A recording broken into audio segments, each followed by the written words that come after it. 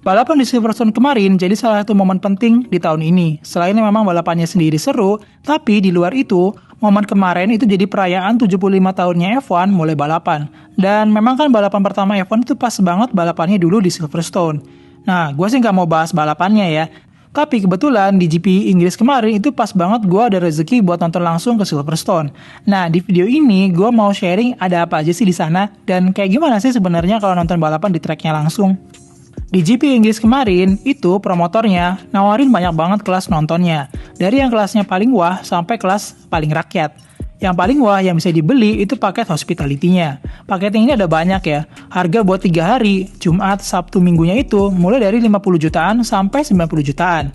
Setiap paket biasanya isinya ada sekalian jamuan makan yang model buffet atau free flow.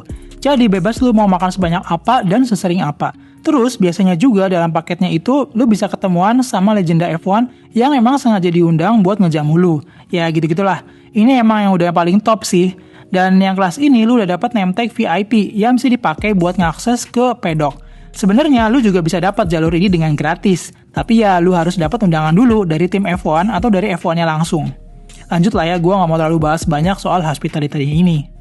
Di bawahnya yang hospitality ini ada yang namanya enclosure. Yang ini lu dapat jaminan nomor kursi di grandstand. Dan di grandstandnya ini dijamin gak kehujanan. Terus dapat wifi, ada live entertainment, sama pasti dapat giant screen atau layar besar. Wifi ini emang perlu banget di-mention. Karena selama gua di track, itu mereka kayak pakai signal blocker gitu loh. HP lu dapat sinyal, tapi nggak bisa dipakai buat ngakses internet. Atau kalau connect, juga itu kayak lambat parah banget gitulah. Nggak bisa dipakai banget memang. Nah, yang kelas ini harganya di sekitar 14 juta buat hari Minggunya aja, atau 30 jutaan buat 4 hari dari hari Kamis. Di bawah yang enclosure, ada kelas grandstands. Nah, ini yang paling banyak dijual dan yang paling cepat habis, terutama di beberapa spot favorit. Kelas grandstand ini lu dapat jatah kursi, tapi nggak dinomerin. Jadi, posisi di grandstandnya, siapa cepat dia dapat. Pasti dapat kursi, tapi maksudnya kalau lu mau posisi paling top misalnya, katakan misal paling tinggi di tribunnya, ya lu harus datang dari pagi, kayak gitu. Di Silverstone ini ada 30 lebih grandstand atau tribun yang tersebar di seluruh penjuri track. Tentu ada beberapa spot yang paling favorit ya. Salah satu grandstand baru yang paling favorit dan cepat banget habis di tahun 2025 ini adalah Lando Grandstand. Ini kayak nggak sampai sehari setelah tiketnya dibuka ke publik itu udah habis. Lando Grandstand ini emang menarik sih, karena dapat tambahan merch gitu kalau belian tiket ini. Tiap grandstand ini juga beda-beda ya fasilitasnya. Ada grandstand yang ada atapnya, ada juga yang nggak ada atapnya. Jadi kalau pas dapat kebetulan yang nggak ada atapnya, ya pas hujan lu pasti basah. Harga tiket buat dapat grandstand ini bervariasi dari 8 jutaan sampai 20 jutaan tergantung lokasi grandstandnya. Sebenarnya selain grandstand, ini ada juga yang namanya roving grandstand. Jadi ini lebih murah daripada grandstand, itu cuma maksimal 6,6 juta. Dan lu bisa pindah-pindah sesuka hati mau spot yang di mana. Cuma ini hanya berlaku buat hari Jumat dan hari Sabtu aja. Jadi nggak dijual buat hari Minggunya. Nah, yang paling bawah atau kelas rakyatnya kalau kata gue bilang, ada yang namanya General Admission atau GA. Yang kelas ini lu boleh masuk ke area track selama race week. Bebas roaming di berbagai area track dan bebas juga mau nonton dari sisi yang mana. Tapi lu nggak dapat tempat duduk khusus. Lu cuma dikasih area nonton di lapangan terbuka aja. Dan di sepanjang track ini cuma ada 5 lokasi yang dedicated buat penonton kelas GA. Itu ada di area Lufit Brooklands, terus ada di lurusan National Pit Straight, area sepanjang Beckett's Chapel sampai Hanger Straight, sama di Vale dan Farm. Yang ini itu harga tiketnya di 6 jutaan sampai 7 jutaan buat 3 hari. Di atasnya GA, itu ada namanya GA+. Ada lokasi lain yang dedicated juga buat itu, dan yang ini enaknya itu, areanya meski nggak ada duduk, tapi bawahnya itu adalah kayak coran semen. Jadi kalau yang GA biasa, itu bawahnya gravel atau rumput atau bahkan tanah biasa. Jadi kalau pas hujan, ya udah pasti basah. Dan kalau basah udah pasti becek itu bawahnya. Selain itu juga, kalau duduk ya bisa sakit pantat lu kalau bawahnya kebetulan gravel. Nah, harganya yang GA Plus ini dari 8,5 jutaan buat 3 hari. Yang ngeselin dari harganya ini adalah, dari 2023 kemarin, kalau nggak salah, promotornya itu nerapin yang namanya harga dinamis. Jadi kalau ada paket yang banyak demand-nya, itu dia naikin harganya. Dan kalau kita beli tiket-tiket sisa, itu harganya bisa mahal banget. Jadi yang GA aja, itu bisa kalau lu belinya udah hampir habis, bisa harganya udah mau 9 jutaan sendiri buat GA doang. Kayak anjir lah, harga standarnya juga mahal kan? Dan memang si GP Inggris ini jadi lokasi ke-7 termahal harga tiketnya di antara track lain yang ada di kalender F1. Emang mahal banget sih ya nonton di Silverstone ini, dan kebetulan gue juga bawa keluarga, jadi ya yang kebeli alhamdulillah hanya tiket GA ini aja. Jadi yang gue bakal fokus sharing itu kayak apa sih pengalaman nonton di F1 di Silverstone dari kelas GA alias kelas paling bawah ini. Tapi sebelum masuk ke pengalaman nontonnya, gue mau sharing dulu hal lain. Jadi dari yang ditawarkan oleh promotor di Race Week ini nggak hanya F1 aja ya. Dari hari Kamis itu udah banyak banget acaranya. Kebanyakan sih emang live music. Jadi di sana itu ada 2 panggung besar. Yang utama, yang paling gede, namanya eBay Main Stage. Dan yang kedua ada namanya panggung Made in Vale. Gue sih jujur nggak nyari acara musiknya ya. Tapi kalau lu suka nonton konser, ini sih sebenarnya harga tiketnya jadi lebih worth it. Karena lu bisa nonton semua konser yang tampil di sana kalau lu sanggup mantengin dari pagi sampai malam. Karena setiap saat selalu ada aja artis yang perform di sana. Terus selain live music juga di panggungnya ini akan ada kesempatan buat tiap pembalap untuk tampil nyapa fansnya gitu. Dan ada jadwalnya tersebar sepanjang hari, jadi kayak ada timeline-nya gitu. Jadi tinggal lu pantengin aja. Tapi ini cuma sampai hari Sabtu pagi, setelah itu mereka akan fokus balapan dan masuk ke garasinya masing-masing. Jadi intinya sih full pack lah acaranya itu. Buat yang punya waktu dari hari Kamis sampai hari Minggu dan pengen ngabisin summer time di track, ini sih jadi murah harganya ya. Karena selain tadi ada panggung live music, juga ada banyak stand makanan minuman, terus ada area piknik, ada juga museum Silverstone yang bebas keluar masuk. Kalau hari biasa, ini masuknya aja udah 500 juta sendiri. Terus kayak apa sih isinya museum Silverstone ini? Isinya ya mobil-mobil F1 legendaris, kayak contohnya misal ada Williams yang tahun 93, FW15 kalau nggak salah, kemudian ada Brown GP, kemudian ada mobil-mobil McLaren, Lotus, sampai Force India. Terus ada juga banyak memorabilia lain soal F1 kayak baju pembalap atau helmnya misal. Dan di Museum Silverstone ini nggak hanya F1 aja, tapi ada juga section sejarah aeronautika sama angkatan udaranya Inggris. Ya wajar sih, karena dulunya Silverstone ini kan sempat jadi lapangan udara pas zaman Perang Dunia Kedua. Tapi karena semua orang bisa masuk ke museumnya pas Race Week, jadi antri banget buat masuknya. Itu kayak antri masuknya aja bisa hampir sejam sendiri. Yang menarik selama Race Week di Silverstone ini, itu ternyata nggak cuma buat mereka yang petrolhead aja. Banyak juga penonton yang bawa keluarga, bahkan bawa bayi. Dan itu kayak pemandangan umum ya, kayak bawa bayi dipakai stroller di area track itu gue sering lihat gitu ya. Jadi kayak udah tempat acara keluarga aja, nggak spesifik khusus buat fans die hard F1 gitu, enggak. Terus juga kultur summertime di Inggris itu mereka memang suka banget nongkrong sambil minum-minum kan. Banyak juga orang yang udah nyampe sana, itu ujung-ujungnya tetap nggak nonton F1 juga. Mereka cuma nonton di area panggung yang di eBay itu sambil minum-minum aja. Karena kebetulan di panggung eBay ini ada layar besar, jadi bisa nonton dari situ. Tapi ya kalau lu nonton di panggung eBay ini, ya lu nggak bisa ngeliat ke track, karena nggak kelihatan dari sana.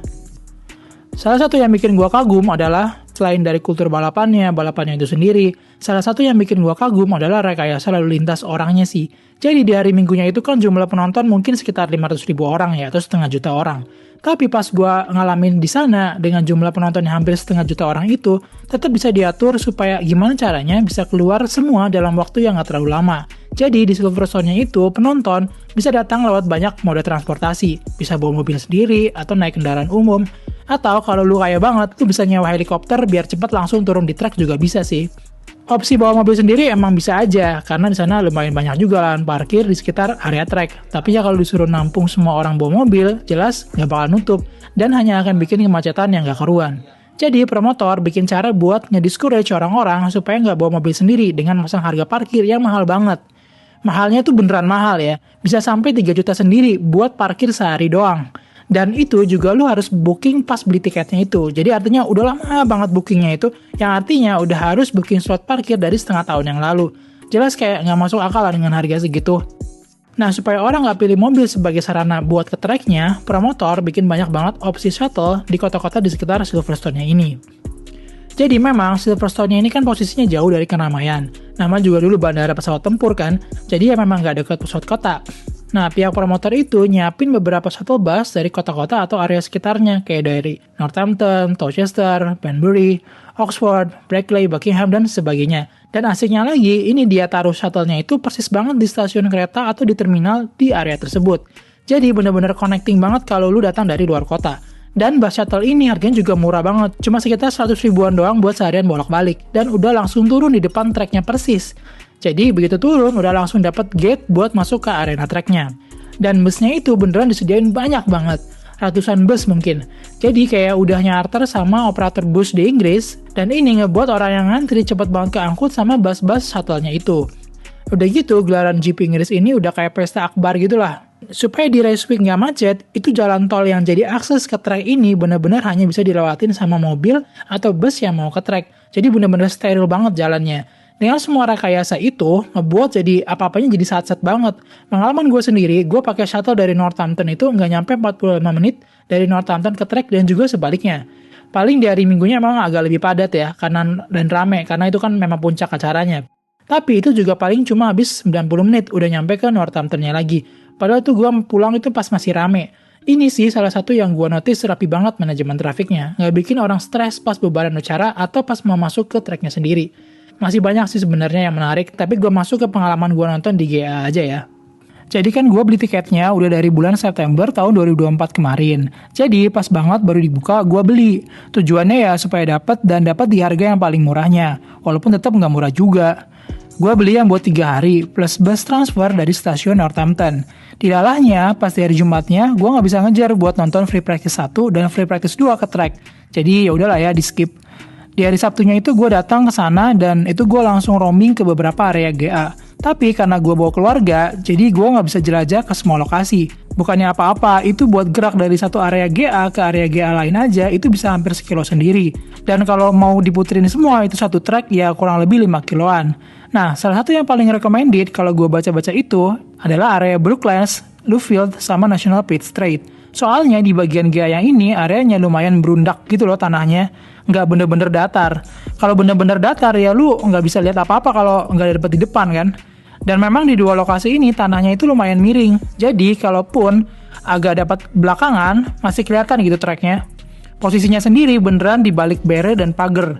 Jadi kayak yang di National Pitt Straight itu bener-bener deket banget sama track. Pas di Free Practice 3 itu gue nyoba di area Brooklands. Belum terlalu penuh, jadi masih lumayan lah bisa dapat tempat gitu di tengah. Oh iya, di GA ini orang-orang biasanya bawa kursi lipat gitu buat ngamanin spotnya.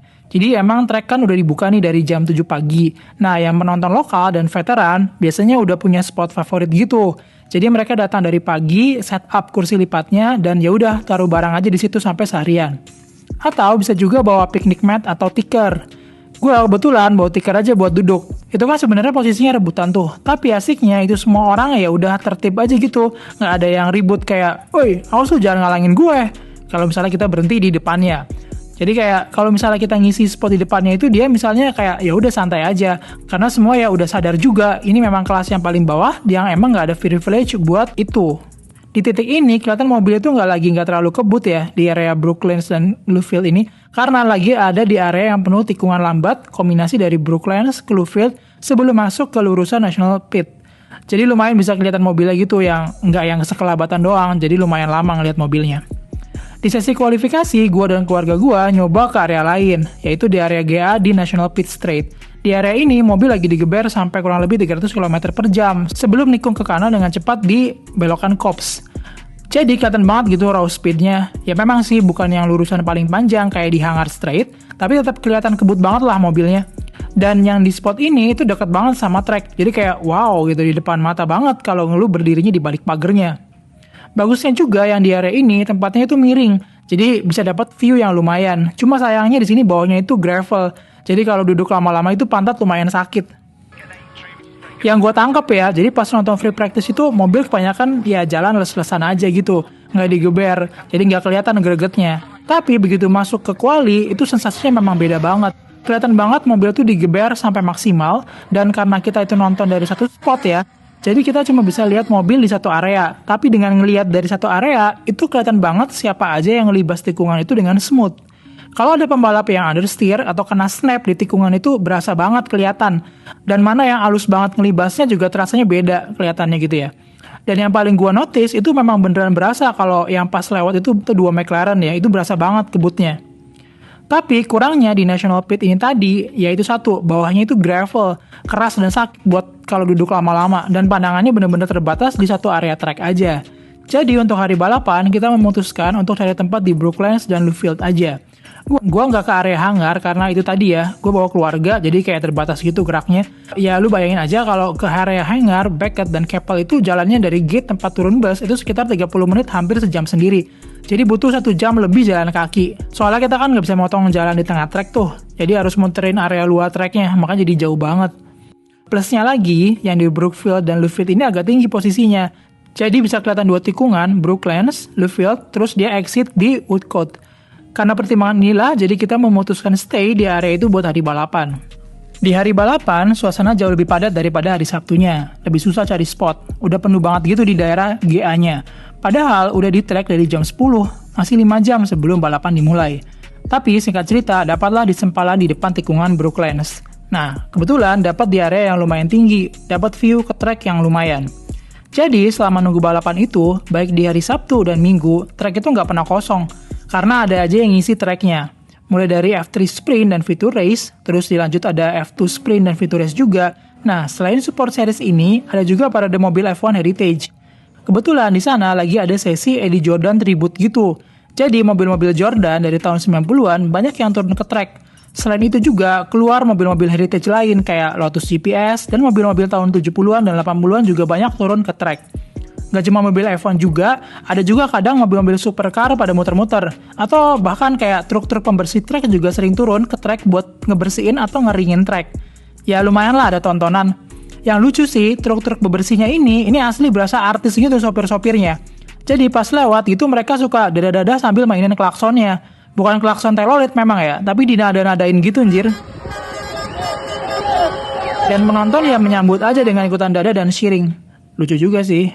Masuk di jam 1 itu ada driver parade. Tapi karena waktu itu di pas jamnya itu lagi hujan, jadi bus parade-nya itu jalannya cepet banget dan pembalapnya semua pakai payung. Jadi sama sekali gak kelihatan dan buru-buru banget lewatnya. Agak kecewa juga sih. Memang di hari Minggunya itu dari pagi hari kondisinya hujan kering terus. Bener-bener tipikal cuaca di Inggris banget lah. Jadi kita bolak-balik pakai payung, pakai ponco, ngamanin bawaan, emang agak repot sih. Dan pas balapan itu kan kalau yang di rumah udah pasti ngarepin hujan ya, biar seru. Padahal kita ini semua di track, terutama yang di GA itu asli kalang kabut pas hujan lagi deres-deresnya, beneran deh. Jujur gue di saat hujan lagi deras-derasnya itu sama sekali nggak bisa ngeliat ke track karena sibuk ngamanin barang-barang dan ketutupan payung pandangannya. Tapi kan kemudian kondisi mengering tuh, hujan berhenti sampai akhirnya jadi panas lagi di akhir balap. Oh ya, selama di GA itu boleh dibilang kita itu buta ya sama apa yang terjadi di track. Jadi karena kita cuma bisa ngeliat mobil yang lewat di depan kita, ya kita nggak bisa tahu apa sih yang sebenarnya terjadi. Karena di area spot GA itu kebanyakan nggak dapat layar cuy. Yang pasti dapat layar itu yang duduk di grandstand. Jadi kalau di grandstand hampir di depannya itu dapat layar. Kalau yang GA nggak ada semuanya. Ya payah juga sih sebenarnya. Jadi selama balapan itu kebanyakan ya bener-bener, Jadi bener-bener hao-hao aja. Terus bingung kalau ada suara riuh pas ada yang nyalip. Siapa yang nyalip siapa tuh nggak tahu gitu loh. Sebenarnya buat ngikutin balapan, promotor itu ngasih banyak speaker di area-area GA. Cuma suaranya itu ya terbatas yang bisa didengar karena ribut banget kan suara mobil. Jadi emang suara mobilnya itu bener-bener keras banget kedengaran dari sisi track ya. Jujur gue nggak tahu sekeras apa suara mesin V10 aslinya. Tapi ini yang V6 Hybrid yang katanya kurang greget suaranya aja, kalau di track beneran keras sih suaranya. Kalau di TV mah itu bener-bener dikurangin suara mesinnya supaya suara komentator tetap kedengaran. Kalau di beneran suaranya masih keras banget dan beneran ngasih sensasi ke kuping dan jantung. Sama ini sih yang kerasa juga. Jadi di GA ini kan lokasinya nggak jauh dari track ya. Itu kalau pas lagi lewat rame mobil itu beneran kecium bau asap dari knalpotnya. Masih soal ngikutin balapan, ada juga sebenarnya handset radio yang bisa digunakan buat ngedengerin balapan. Tapi ini cuma khusus buat mereka yang punya kartu American Express. Nggak bisa dibeli atau dipinjem. Sedangkan buat ngikutin dari internet atau live tweet misalnya, kayak tadi gue bilang, ada signal blocker yang bikin susah ngakses internet. Jadi bener-bener wow banget lah itu buat ngakses internet di hari H. Akhirnya dengan segala keterbatasan itu, susah banget dapat akses buat tahu apa yang terjadi di balapan. Jadi akhirnya ya kita kebanyakan nginget-nginget aja urutannya siapa aja tadi yang lewat, sambil menerka-nerka siapa di posisi berapa. Terus yang gua notice juga, itu kalau kita nonton di TV, itu nggak kerasa gapnya. Kalau di track itu beneran kerasa gapnya. Jadi kayak misalnya pas di balapan itu kan ada masanya di depan, Piastri sama Norris tuh nempel kan. Terus di belakangnya diikutin sama Stroll dan teman-temannya. Itu Stroll kan sempat gapnya kayak 20 detik lebih kan ya. Itu kalau di track itu beneran berasa jauh banget. Kayak si Norris sudah lewat dari tadi, si Stroll tuh mana ada kayak nggak nongol-nongol gitu loh. Ya akhirnya sampai akhir balapan kita kebanyakan bingung sama apa yang sebenarnya terjadi. Paling nanya-nanya ke sebelah yang kebetulan pegang radio atau dari speaker yang ada. Jadi kalau beneran mau ngikutin balapannya, ya kudu banget beli grandstand atau duduk yang ada akses layar besarnya. Kalau nggak dapet, ya akhirnya begitu, banyak ngangong-ngangongnya aja dan hanya ngerasain vibe-nya aja. Jadi intinya sih, kalau lu mau nyaman nonton, itu udah paling bener nonton dari TV. Apalagi kalau sambil langganan F1 TV Pro, terus nonton dari beberapa layar. Udah bisa nonton race-nya, terus juga bisa ngakses ke onboard cam, dan live tracking. Terus juga santai nontonnya ya. Tapi emang kalau nonton langsung ya nggak dapat feelingnya sih, dan vibe-nya. Tentu juga jadi pengalaman yang luar biasa juga sih. Mungkin itu aja sih yang bisa gue sharing. Kalau mau ada yang minta dibikinin tips buat nonton langsung kayak misalnya di GP Singapura, langsung komen aja di bawah ya. Seperti biasa, makasih banyak udah dukung kita dengan jadi member. Sampai ketemu di video berikutnya. Dadah!